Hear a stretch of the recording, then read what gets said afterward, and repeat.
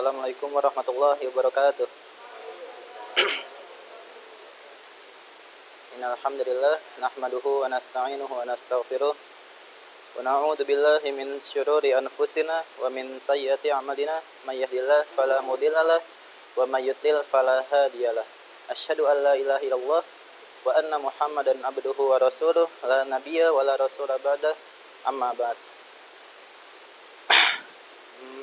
Allahumma salli ala sayyidina Muhammad wa ala ali sayyidina Muhammad kama shallaita ala sayyidina Ibrahim wa ala ali sayyidina Ibrahim fil alamin innaka Hamidum Majid. Selamat siang, salam sejahtera untuk kita semua. Puji syukur kehadirat Allah yang Maha Esa karena atas rahmat dan hidayahnya kita semua dapat berkumpul di ruang kelas kita dalam keadaan sehat walafiat. Kemudian sholawat serta salam tidak lupa kita haturkan kepada junjungan kita Nabi Muhammad Sallallahu Alaihi Wasallam yang lewat beliaulah agama Islam bisa tegak di muka bumi ini. Yang terhormat Dr. Engineering Hadia Warman SSI MSc selaku penanggung jawab program Research by Learning atau RBL, dan yang terhormat Ustadz Muhammad Suwanto LC MPD selaku Kepala Sekolah SMIT Al-Qudwah, dan tentunya yang terhormat para Dewan Guru serta para asatidz sekalian yang tidak bisa saya sebutkan namanya satu persatu tanpa mengurangi rasa hormat saya, dan terima kasih saya ucapkan karena telah bersedia hadir pada sidang pemaparan penelitian saya pada siang hari ini, serta teman-teman yang saya banggakan yang hadir pada pertemuan ini. Wabil khusus terima kasih saya sampaikan dari lubuk hati saya yang paling dalam kepada teman-teman, kepada sahabat-sahabat saya yang telah repot-repot membantu saya dari awal eksperimen hingga akhir eksperimen. Hari ini Senin 20 Juni 2022, izinkan saya Amir Hamzah dari kelas 11 IPA Pondok Pesantren Al-Qudwah untuk mempresentasikan kajian saya yang berjudul pemanfaatan limbah kulit pisang sebagai bahan bioplastik dengan bimbingan dari pembimbing saya yaitu Ibu Ani Sumilih yang berhalangan hadir pada hari ini. Kita doakan semoga anak yang sedang sakit segera disembuhkan oleh Allah Subhanahu wa taala.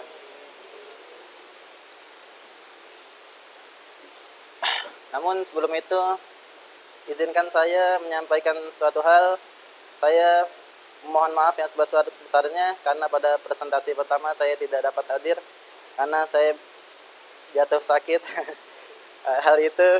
Hal tersebut tentu tidak dapat saya hindari karena itu merupakan kehendak Allah yang Maha Kuasa. Ya. Kemudian sedikit profil singkat mengenai saya.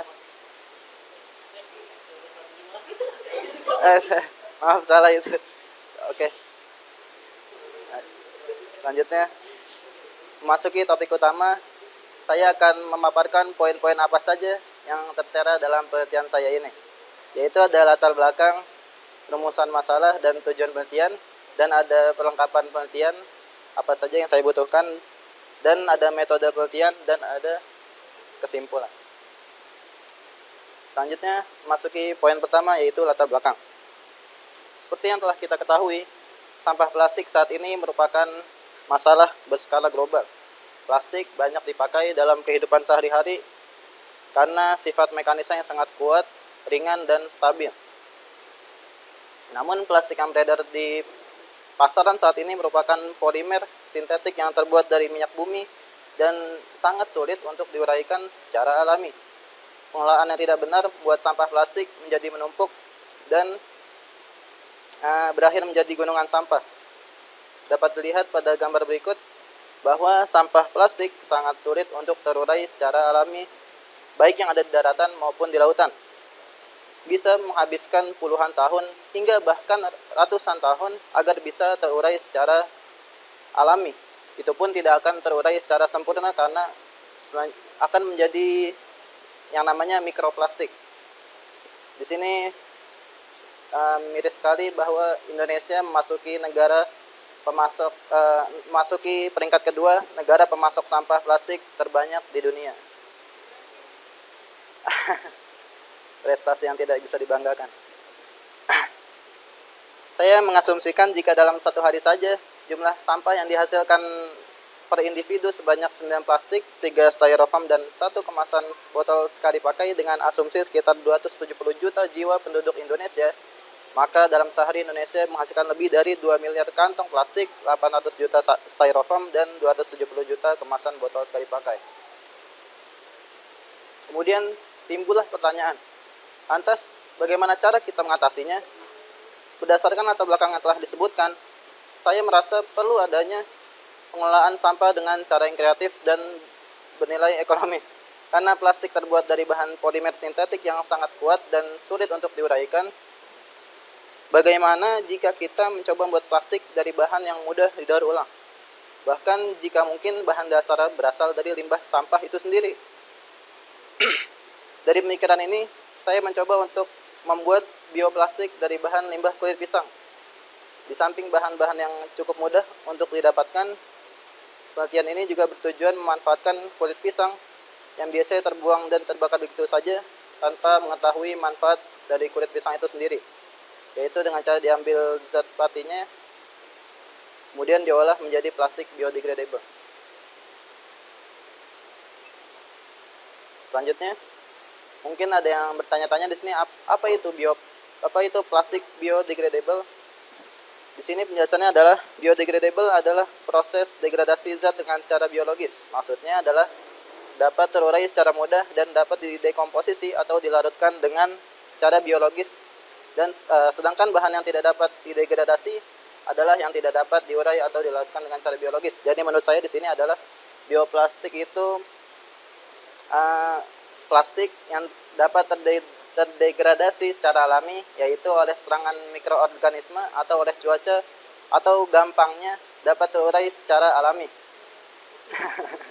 Nah, bioplastik ini biasanya terbuat dari bahan biomasa, yaitu bahan-bahan yang berasal dari tanaman pertanian dan sampah organik. Kemudian saya merumuskan masalah sini. Yang pertama adalah bagaimana formula terbaik bahan-bahan pembuat plastik dari limbah kulit pisang agar mendekati sifat plastik SNI. Yang kedua adalah bagaimanakah hasil uji karakteristik plastik biodegradable dari limbah kulit pisang. Kemudian ada tujuan penelitian yang tidak lain adalah jawaban dari rumusan masalah. Yang pertama adalah mengetahui formula terbaik dari bahan-bahan pembuat limbah kulit pisang untuk menghasilkan plastik dengan sifat yang mendekati SNI. Yang kedua adalah mengetahui hasil uji karakteristik plastik biodegradable dari limbah kulit pisang dari hasil percobaan. Kemudian manfaat penelitiannya di sini adalah ikut berpartisipasi dalam pengelolaan sampah khususnya limbah kulit pisang dalam masyarakat. Yang kedua adalah membantu mengurangi penggunaan plastik yang sulit terurai oleh alam. Kemudian metode penelitian yang saya gunakan di sini adalah yang pertama adalah kajian pustaka, yaitu membandingkan penelitian orang lain dengan penelitian saya. Yang kedua adalah pemaparan materi di hadapan Dewan Guru sekalian. Yang ketiga adalah uji praktek. Yang keempat ada perumusan masalah, pengambilan kesimpulan.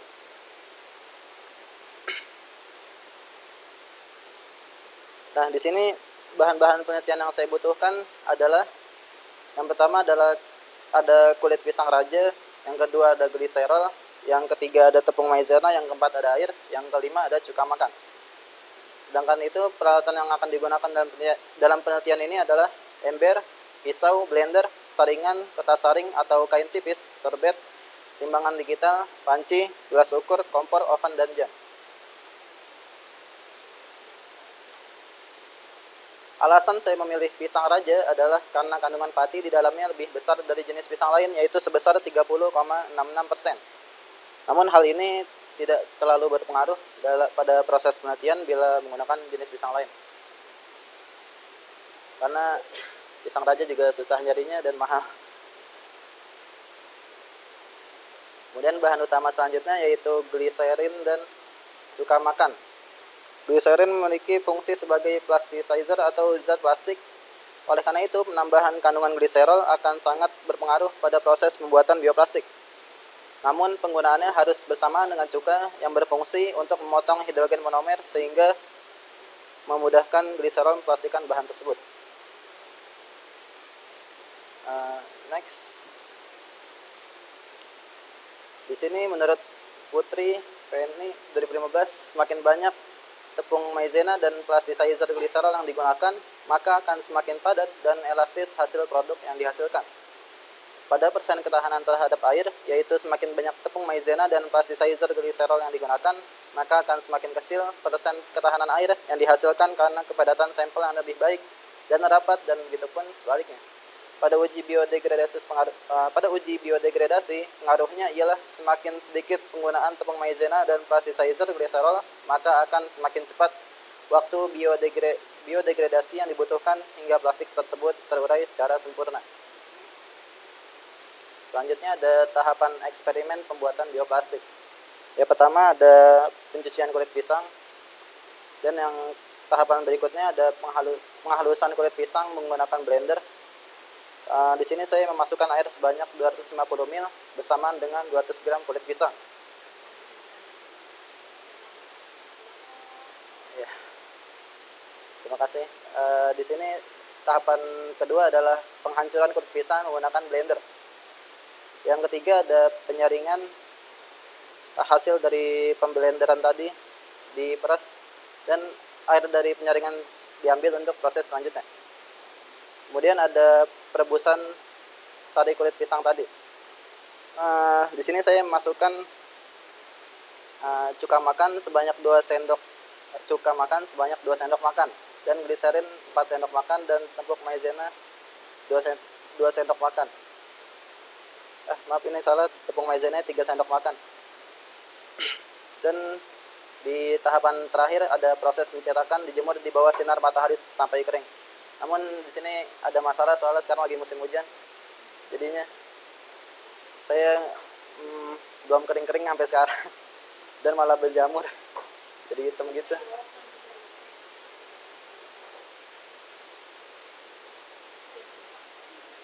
Cetakannya pakai nampan aja, hasilnya nggak mau. Iya, ini ada fotonya. Sampel pertama saya memasukkan 300 ml sari kulit pisang dan gliserin 3 sendok makan, kemudian cuka 2 sendok makan. Untuk kuat tarik dan uji elongasinya belum saya lakukan karena tidak adanya alat dan juga belum kering. Sedangkan deskripsi sampel yaitu kondisinya yang pertama sangat cair karena tidak menggunakan tepung maizena, dan adonan dari pembuatan bioplastik sama sekali tidak mengental dan tidak dapat dan tetap mencair. Itu yang saya bikin 2 sampel. Yang pertama, dan sampel keduanya ini saya menggunakan bahan yang sama dengan tambahan tepung maizena sebanyak 3 sendok makan. Iya. Deskripsi kondisi sampelnya di sini warnanya sedikit lebih terang dan dapat mengental, namun adonan dari pembuatan bioplastik tersebut mengental terlalu cepat karena terlalu banyak menuangkan tepung maizena ke dalam adonan dan sedikit kesalahan pada saat perebusan.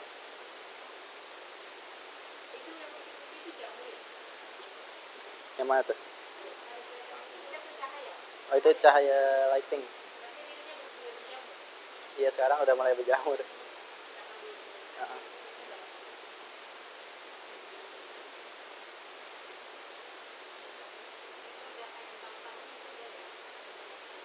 Jadi itu harusnya saya waktu nuangin kecetakannya terlalu tebal juga karena iya harusnya sedikit-sedikit. Wadahnya juga ini penyok dikit jadinya nggak rata.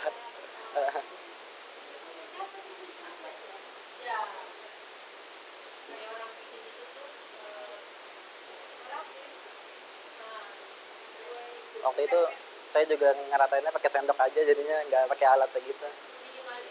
Iya, saya kan dikejar sama ini, jadinya saya cepet-cepet juga. Saya jadi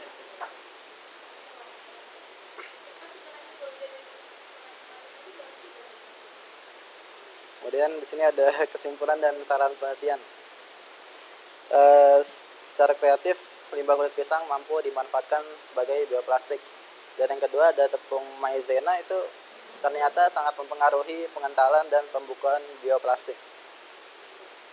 Yang ketiga ada saran, yaitu saya menyarankan mengganti tepung maizena dengan bahan lain yang mengandung selulosa, karena selulosa memiliki kekuatan tensile strength yang baik.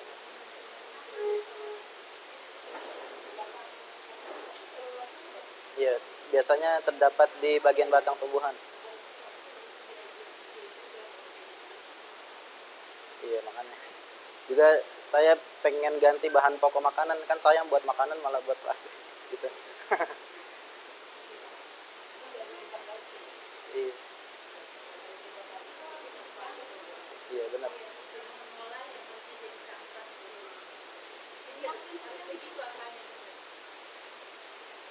Kemudian udah, terima kasih.